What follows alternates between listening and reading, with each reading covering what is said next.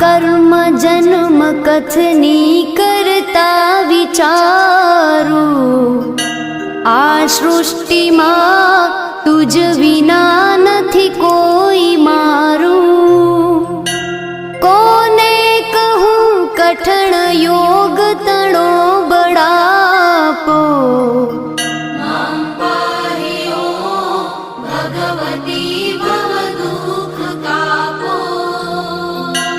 हूँ काम क्रोध मद मोह थकी छकेलो आडंबरे अति घणो मद थी बकेलो दोषो थकी दूषित ना करी माफ पापो